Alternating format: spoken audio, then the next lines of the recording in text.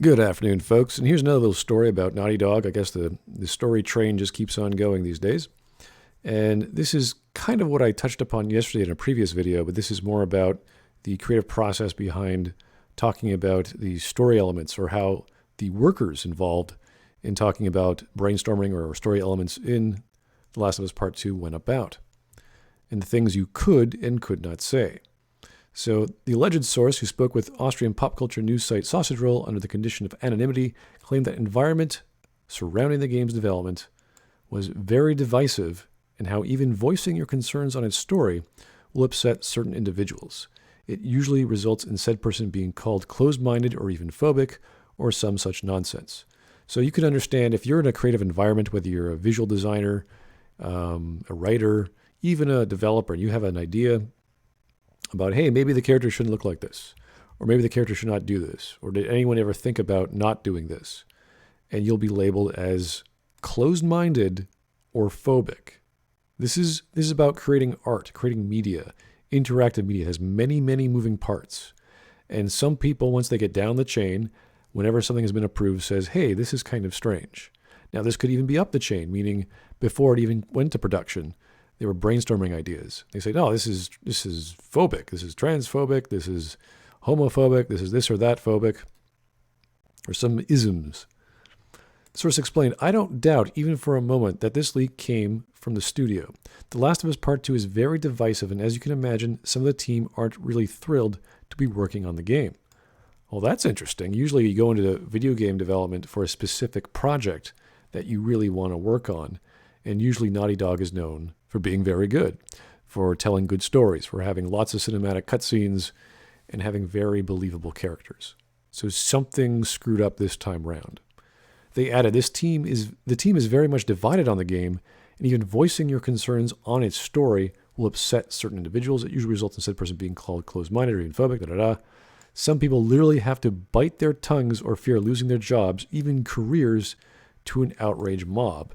So it sounds as if you have any pushback on, hey, you know what, this isn't really transphobic. I just don't think it's going to resonate with our audience. You'll be labeled as a hater, or you might even lose your job just for having a divergent opinion about what might work in the sequel to a story of characters we already know and love. So here we have comparisons between Ellie from the first game, I believe, and now in the second game.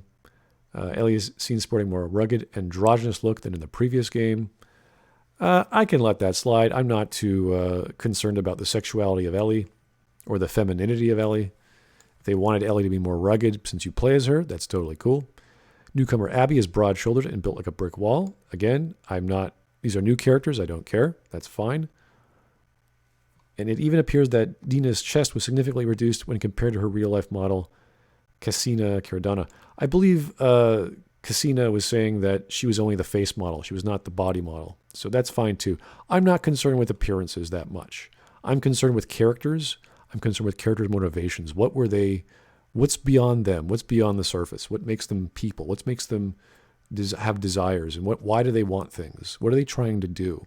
So yeah, we could say, not very feminine, even though she's growing into a woman. That is a little strange. She's obviously very strong and muscular, and she's obviously less feminine on the left. It doesn't bother me. Sausage Roll also spoke with a seasoned artist who has worked as a character designer for several AAA games, who explained that designing female characters without offending trans players was a point of constant troubleshooting across the industry. So that doesn't necessarily relate to Naughty Dog. This is a character designer in the industry who's been doing this for a while, which is interesting because I haven't heard that before. And I don't know who the hell is concerned about trans players. Why would you need to design characters who are less feminine or less masculine? I don't think even trans players want that. Trans players want what everyone else wants. They just happen to be trans. So I don't see the distinction. The source told them it's not really about the sexual objectification of women.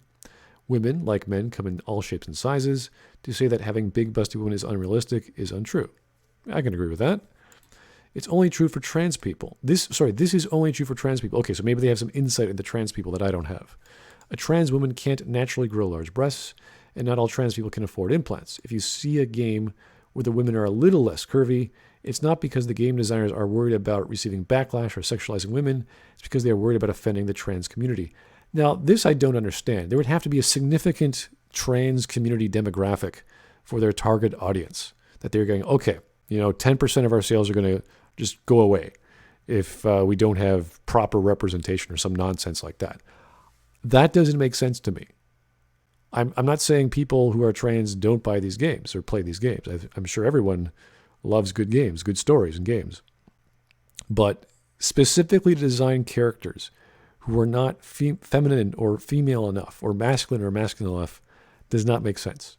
Because you want to have the most idealized character, the most idealized setting, and you want to characterize them as best as possible.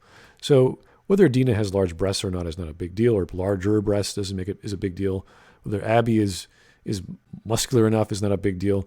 It's whether or not they are using their characteristics for appropriate roles, for appropriate behavior. It's like, can Dina properly kill Joel? Does she have the strength to do it? I have no idea. You would have to be strong in order to do that. If that's the point of her character, then great. But it has to make sense. It has to be believable. And you have to identify with her plot.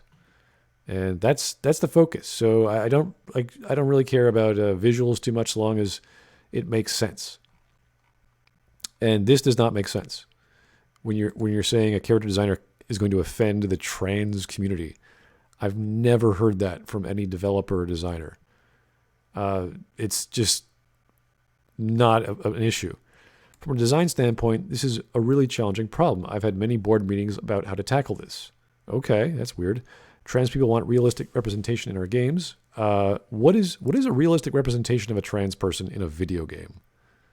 I can't think of one, and I don't think it's a major issue. But they feel excluded if they are represented as too masculine or too feminine. I mean, we get the stereotype of the overtly masculine gay man in Japanese manga and anime. I can't think of the overtly feminine butch woman. That's not a very common trope. I don't see that in comics or manga. It's usually just the males. So I don't see this as a problem.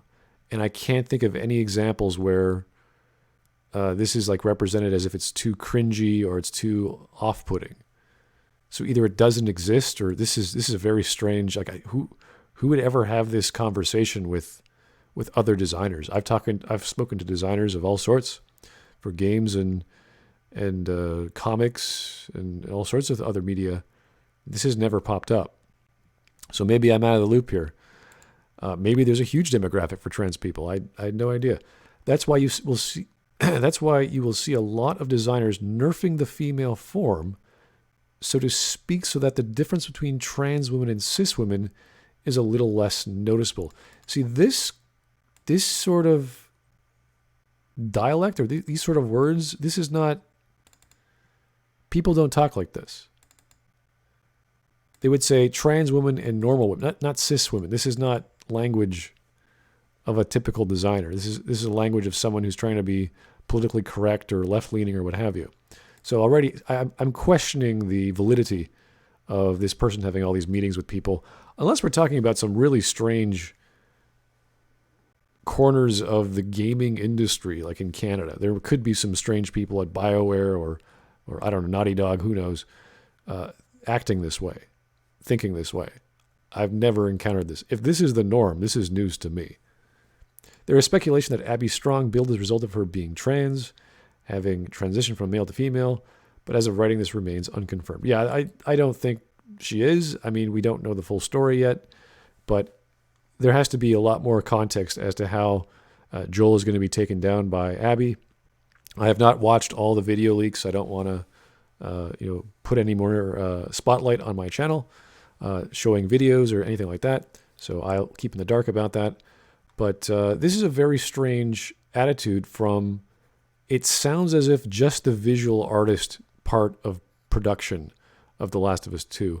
I would have thought this is about the storytelling elements, because that's where these ideas would be hammered out before you go to a designer to say, hey, can you design me a not very feminine mother like Dina, or a mother to be like Dina, or make a less feminine adult Ellie. So that might be more closer to the truth, as opposed to designers talking about their experience in the industry, trying to appeal to trans people in a AAA title, which is a sequel. That doesn't really resonate with me. Something's a bit fishy, just in my opinion. But what do you guys think? Do you think you have evidence, or do you know of some people who have had problems appealing to the trans community? That you know someone who's a designer or a writer, and they realize, hey, I gotta fit some quota. I gotta get some black people in here. I gotta get some Chinese people or non-white people of color to be represented in my story. I've never encountered that, but if anyone has, please do share in the comments. I appreciate it. Thanks for your time, and have yourself a great day.